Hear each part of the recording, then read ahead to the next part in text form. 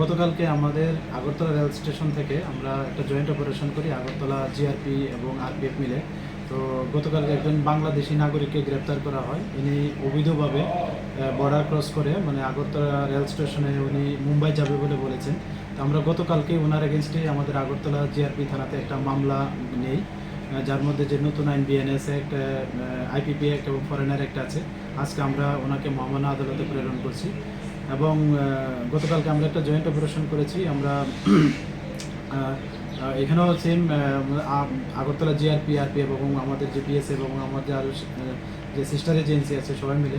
তো গতকালকে আমরা 30 কেজি 500 গ্রাম ড্রাই গাঞ্জা মানে সিজ করা হয় আগরতলা রেল স্টেশন থেকে, যেটা আমাদের আগরতলা আরপিএফ ওনারা লিড করে, আমরা সবাই একসঙ্গে। তো আমরা এটা নিয়ে আমরা একটা ইনকোয়ারি স্টার্ট করছি আমাদের আগরতলা জিআরপিএস, এবং আমরা দেখছি যে এটার সঙ্গে কে বা কারা যুক্ত আছে, এবং যারা এটার সঙ্গে যুক্ত থাকবে আমরা অবশ্যই তাদের আইনের আওতায় আনব।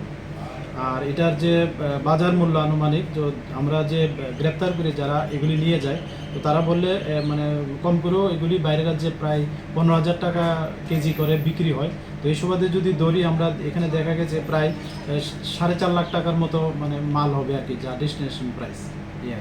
বাংলাদেশের জন্য ওনার নামটা কি? ওনার নাম হলো এমডি লিটন। উনি কুমিল্লা জেলার অন্তর্গত বাংলাদেশ। ওনার কাছ থেকে কিছু পেমেন্ট